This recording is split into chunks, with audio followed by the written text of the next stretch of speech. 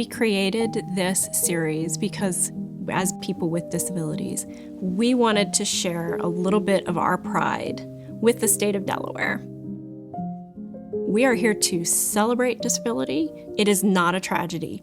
It is not something that happens to someone. It is something that makes us unique and, if I do say so myself, awesome.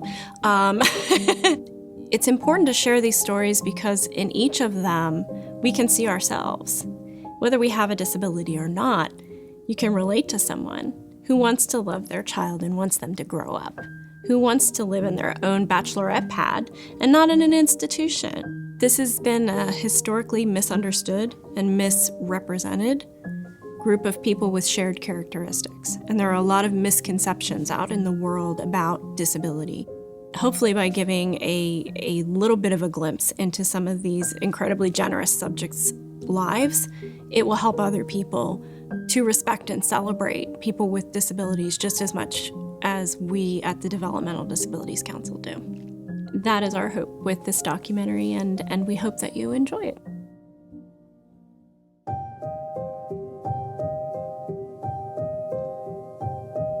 I'm always pushing myself, even if it's a struggle. I'm gonna see how it looks really quick. My name is Michael Campbell. I was born in the Philippines. I've been in the United States since I was 11. My father worked for DuPont, so we moved around in Hong Kong. I was living with my parents until I was 21. That's when I told them I want to live on my own.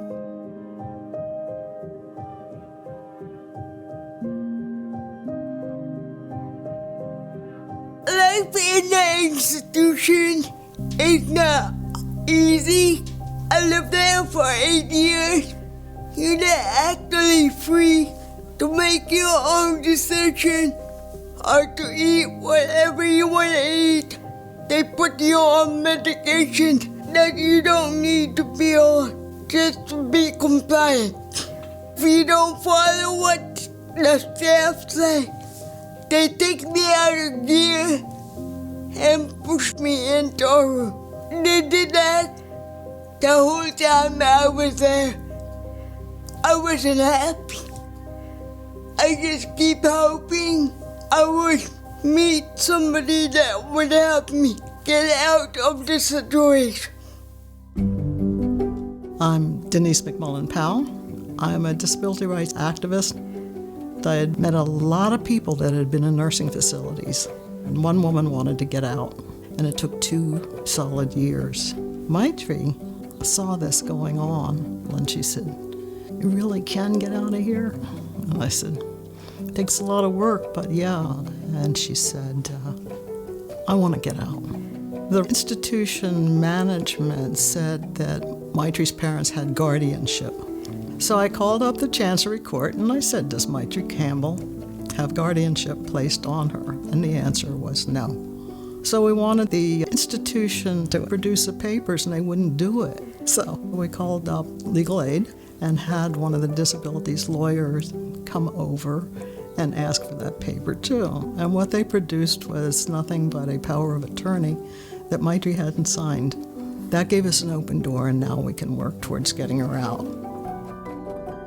The Olmsted Supreme Court upheld Title II of the Americans with Disabilities Act that says that a person gets to live in the most integrated setting appropriate to the needs of the individual.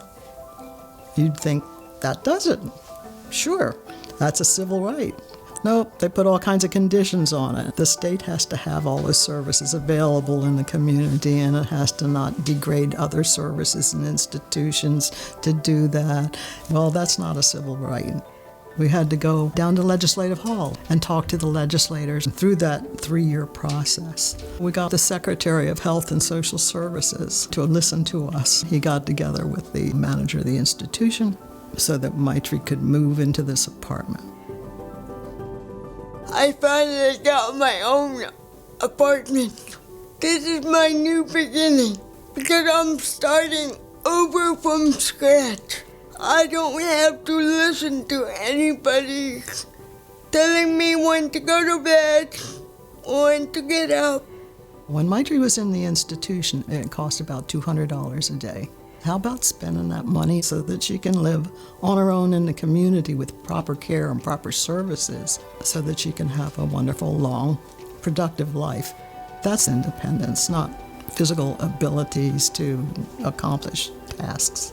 It took 3 solid years of really hard work and a lot of advocacy and a lot of activism and a lot of perseverance by Maitri. But here she is in her own apartment today.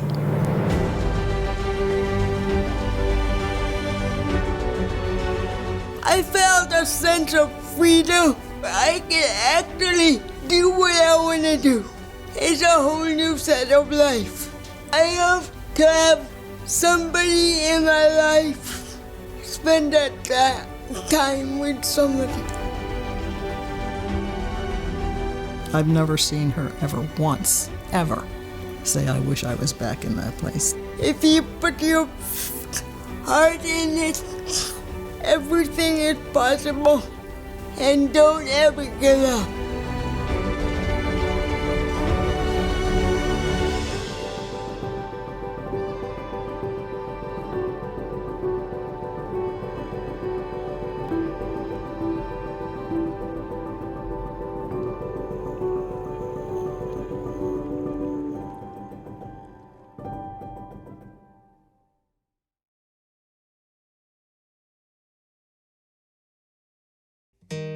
I want Eugene to be able to do anything he wants to do in life. If he wants to be the next president, I want him to be able to do that. But we need to have all the resources to get him to that point.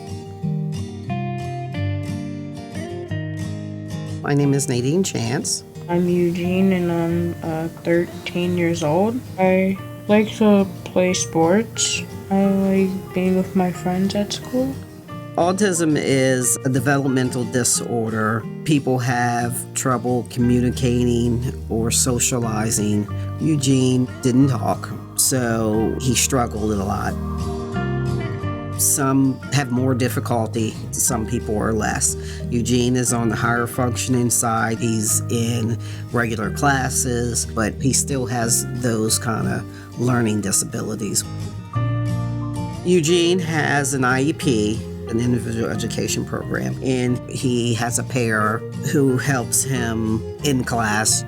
If you're a parent going in and this is your first time, it's hard navigating. You're supposed to be working on this collectively as a group, deciding what is best for your child. The school has a program called the Delaware Autism Program, and anybody that has autism is supposed to fall under this program. They have groups of people that come into the school to teach the special education kids how to go out into the community and get a job. He didn't qualify because he's in regular classes. Some autistic kids don't speak, and because he does, that's a strike against us. I do feel like we're being punished because he's high functioning. The Individuals with Disabilities Education Act does guarantee the right to a free and appropriate public education. Oftentimes, I think the challenges come from the top down. Most parents I know who go to an IEP plan for it for weeks ahead of time. They've got stacks of books and legal precedent, and then they go home and so many of them tell me, I just cried. I just cried because all they wanted to talk about was all the things they'll never do.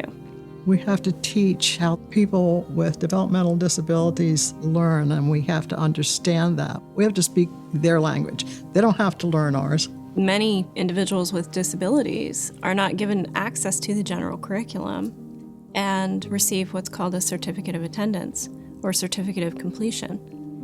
How are you supposed to get a job or go to college with a certificate of completion and not a diploma? I know a parent who has a child with autism. He doesn't use words to communicate.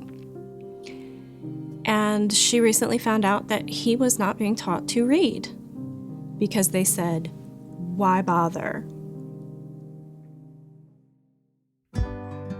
We all learn in different ways. I'm not saying that you don't focus on the things that they can't do, but give them something to look forward to.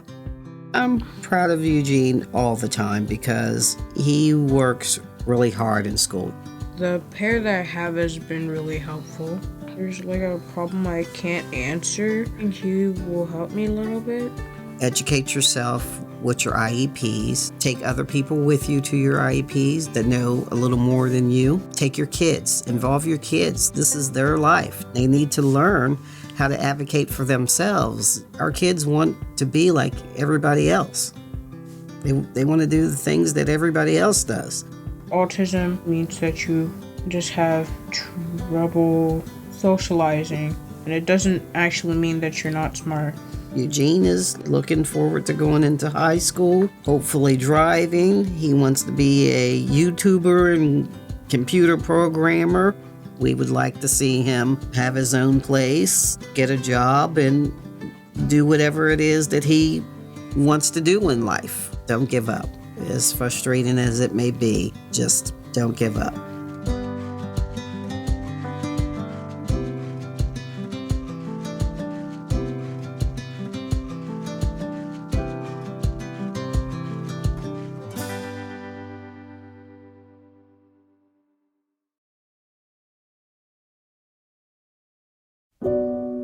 A lot of people assume that because you have a child with disabilities that automatically you get financial help, you're gonna get housing.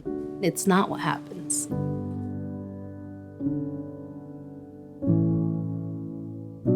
My name is Nancy Lemus, and I am the parent of Christopher. Christopher was born premature at 29 weeks. He was 2 pounds, 13 ounces. 2 weeks later, he ends up getting a staph infection. This is where we believe Christopher ended up with his traumatic brain injury. 3 months later, when it was time for Christopher to come home, he came with oxygen, an apnea monitor, pulse ox monitor. He didn't have the functions of feeding correctly, and this was our entire life for the first 1.5 years of Christopher's life. I used to be a general manager, but I had to resign because Christopher needed me and I couldn't balance both things. I ended up going into the fine dining industry and being a server. It's more flexible, but I can't commit because I'm not guaranteed that Christopher's gonna have care. We have had months where Christopher has had over 60 open shifts, and I had to cover those 60 open shifts. If Christopher doesn't have a nurse, it's me. Social Security. For somebody like Christopher, it's called supplementary security income. For him to qualify, I have to make money below a threshold that would put us below the poverty line. You can't have money in the bank. You can't have savings. Christopher can't have anything that totals up to $2,000 or more because he would lose his Medicaid. I came across a mother who was gracious and kind, and in 10 minutes, she told me how this kind of Medicaid wasn't on my income, but on Christopher's needs, and who I could call to help me fill out the application, and that he could go to Nurses and Kids.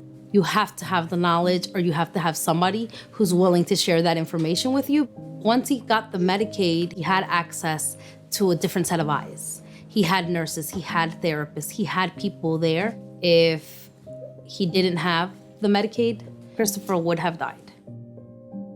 It's super hard for families where English is a barrier, and a lot of times they actually don't even have access to the services or are never told of the services. People with disabilities without a status, they're getting crumbs, they're getting hand-me-downs, they're getting medical equipment from people that are passing away. I have seen parents that have turned to drugs because there's no outlets for them, there's no respite for them, and that's why it's so important that we continue to advocate, that we continue to express our needs. Medicaid, Medicare, Social Security are what we call in the disability community lifeline services. But you can't have more than $2,000 to your name. I don't know anybody who can live on $2,000 to their entire name. It's keeping people poor. It's keeping people from realizing their full dreams and their full potential. Because the choice is, do I remain in this financial situation so that I can keep these services, which in many instances help my child stay alive? Or do I go out and pursue my dream? It shouldn't come down to that. If you have somebody like Chris, who qualify for Medicaid and get Medicaid services, money saved up for your college, your wedding isn't there because you're not allowed to have it. They will always have nothing. There's all sorts of little rules and regulations that govern our lives that keep us down, keep us separate, and keep us out of society and poor for our entire lives. Paid family medical leave was introduced by Senator Sarah McBride this legislative session, and it has passed. It's important because we know individuals who work 3 or 4 jobs just to make ends meet. They work overtime at their jobs because they don't want to be fired, not if but when they're going to have to call out to take care of their medically complex child. And the choice there is literally, do I go to work or do I keep my child alive? That's why this is important. Children in Delaware have skilled care, home health aides, but they don't have anything where their parents could be paid. We're hoping that at some point we could change this at a federal level, so it's not just certain states that have these programs. I would love to see that the barriers and the chains that hold people with disabilities down are no longer there. I would love to continue traveling with Christopher. We have a couple cruises that were canceled, and we have some credit. We have credit, we have debt, we have it all. But we don't have savings. For me, disability pride means definitely dignity, respect, and acknowledging people, to never assume that because somebody doesn't use traditional language, it doesn't mean that they don't understand the world around them. Christopher is very well aware of what goes on around him. He smiles, he frowns, he acts like he's asleep when he doesn't want to do things. Just giving people the opportunity to be part of their community, to be inclusive. Sometimes I question myself and I ask myself, do I push him? But then every time I turn around and look at him, he's smiling at me. And then that just brings me back to that whatever I'm doing is okay. There are going to be times where you're going to feel like you're going to drown, but you just can't give up. You can't give up. There will be somebody there eventually to help you, to guide you, to get you where you need to go. But just don't give up. Don't give up on them.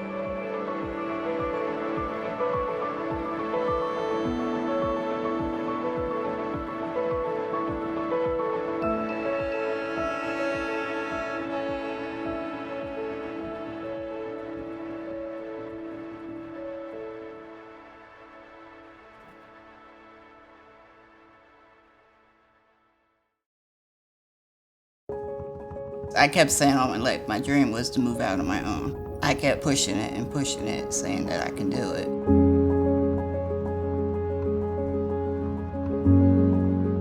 My name is Deborah Rice. Everybody calls me Debbie. I live in Newark, Delaware, and I went to Mount Pleasant High School in Fairfax. That's where I grew up with my family. I like to watch TV. I'm a huge Wayne Brady fan. I like to go to the mall, to socialize with my friends and family, and I'm a huge wrestling WWE fan. I do go out and do stuff all the time. A lot of people call me a social butterfly. I moved out of my parents' house in '93. They put me down in Lewis, but that was too far for everybody. Like, I was away from my friends. So then I moved to Delaware City. That was the worst. And then I moved into a group home. But then, unfortunately, I got sick, and where I had to have a lot of surgeries and stuff, and I lost my placement between Christiana, St. Francis, Jefferson. Yeah, it was a mess. They thought I was just going to be in rehab the rest of my life. I couldn't use a lift. So I had a friend that came, and he got me up every morning and put me back every night. If not, I would not be here today, so thank goodness for him. Nursing homes are horrible. They do bare minimum, and then they leave you. You only get like $30 a month. I mean, if you wanted to go on a trip or go somewhere, you don't really have money. Especially if you have a bill or whatever, you have to pay it. You have no money till the next month. RHD started having agencies come in where they said I could move out, and that's how I am here today. Thank goodness I was out of there before the pandemic. I guess it was meant to be. So my dream came true. And the lack of housing is the biggest barrier to getting out of an institution. You get people out, you work on that, and where do they go? Where do they live? Institutions were, and still are, warehouses for human beings. These are places that people are placed that society does not see any value. The message that sends to the world is, those people aren't like us. Those people need to be separated and away from everyone else. Let's put them in an institution because that's easier. Well, easier for whom? There is no us and them. People with disabilities are a part of society. There was a program called Money Follows a Person. The idea was, if this pot of money is going to keep you in an institution, which is very expensive, then that pot of money can support you in the community. The same money. In fact, it's usually less. It's usually about a third of what it costs to live in an institution to live in the community instead. Universal design is when everything is built accessible to everyone. One entrance that doesn't have a step, lower cabinets, wider hallways. Even if you are able-bodied, we're not always going to be young and spry. And wouldn't it behoove us to have homes that are designed for our changing needs as we age?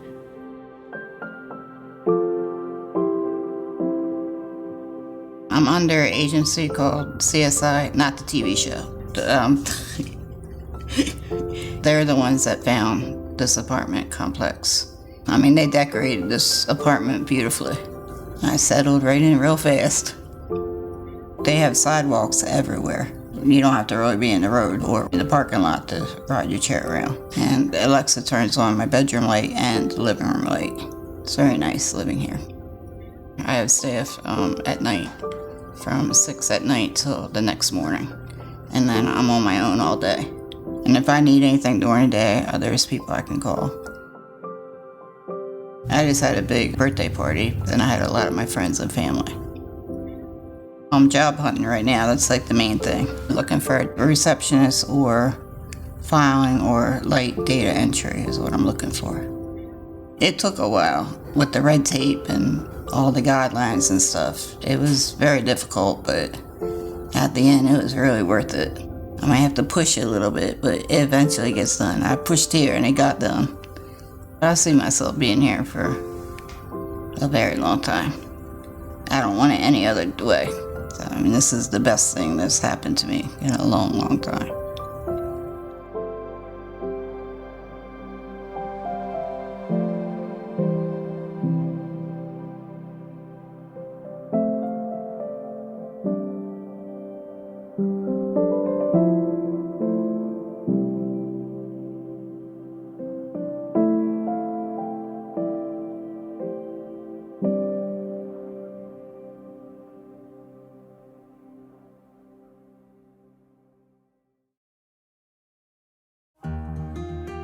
The term that they use is incompatible with life. It's almost like they give you zero chance.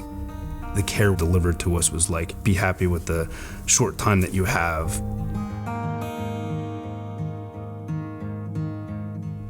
I'm Patty Fazio. Zach. I'm Zach Fazio. We have a family, and all of them are boys. Luke is the oldest, he's 9. Brody's the middle, 7 years old. And then Leo. We initially got the genetic testing because we wanted to find out the sex of the child. The OB called and said, you're 99.9% certain to have a diagnosis called trisomy 18. With his diagnosis, they really pushed us almost to terminate the pregnancy. They kept telling us the chances of him even making it to birth were slim to none. It was devastating, absolutely devastating. We were led to understand that there wasn't much support out there, that there were not living children out there with trisomy 18. We were specifically told not to look on the internet because we don't know how those families kept those children alive. We planned his funeral at their direction. We had to go find a plot I had to call a funeral home. This was before we went to the hospital and scheduled the funeral. They told us not to bring a car seat to the hospital. It just gives you no hope whatsoever. Many times, parents are told that their child may be incompatible with life, or that they won't have, a term we really hate, a good quality of life. Who's to determine someone's quality of life other than that person themselves? None of us have that right. When I had my first child, it was 1964, and I was in the hospital. There was another mother in the bed next to me, and her child did have Down syndrome. They told her that she would live to about 4 years old, and that's about it. I'm meeting plenty of people that have Down syndrome. They're in their 30s and they're in their 40s, and isn't that like 10 times more than what they were predicting in the 60s? And why did those children die? Because the doctors didn't bother to give treatment for people that they assumed didn't have that long a life. Diagnostic overshadowing is something that I think is often done very much unintentionally. Physicians and clinicians will often overlook other things, other health things that are going on with a person because they're attributing it to their primary big diagnosis. For doctors to take a look at you and make a prediction and then not treat you for anything else because they're focused on that disability might have caused an awful lot of unnecessary death.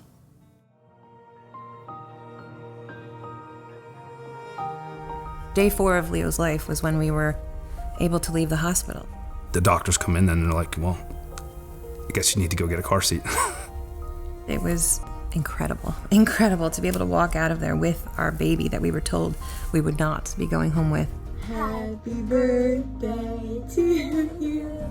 He survived to his first birthday. Not only survived, he surpassed all of the doctor's expectations. And he is now 3.5 years old. We transitioned to Nemours. It was a huge change in the way they spoke to us and the way they cared for Leo. They cared for Leo. They looked at Leo. They talked to Leo. He wasn't his diagnosis. Other families are so willing to show you that that picture that you're given in that doctor's office is not the reality. I was supposed to miscarry. I didn't. He was supposed to be stillborn. He wasn't. He was supposed to only live moments. He lived far beyond that. He wasn't supposed to go to school. He went to school. Yes.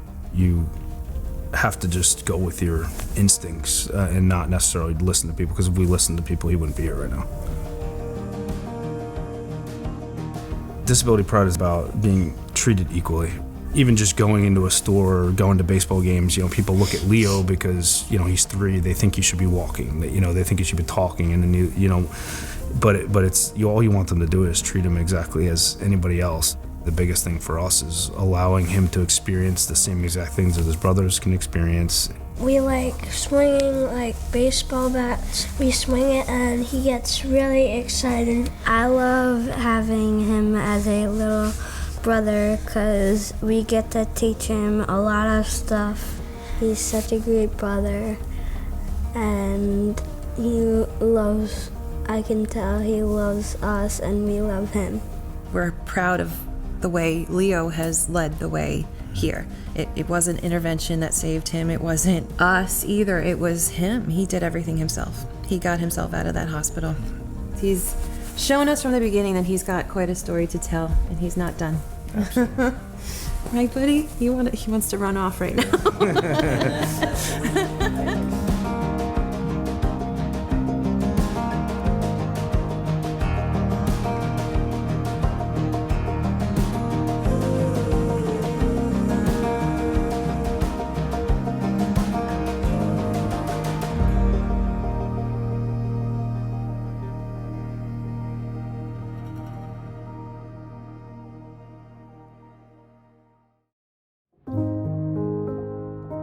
To me, disability pride is celebrating who you are, just as you are.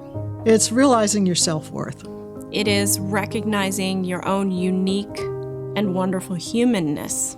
It means that you don't have one single second of shame about having a disability. Not having to apologize to anyone for being who you are or needing what you need.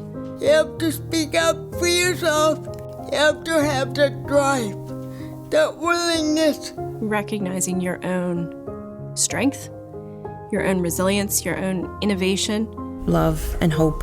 Independence and having a voice of speaking up. Intelligence, perseverance. You don't have to do anything to deserve to live. You just have to be there. Being a part of the community. To invite people, to always have an open invitation. To have people like me have the same opportunities. I know I'm worthy. And I know I'm not a detriment. And I know I don't have hate in my heart, even for people that may dislike me. I'm here, I'm proud, and I'm disabled.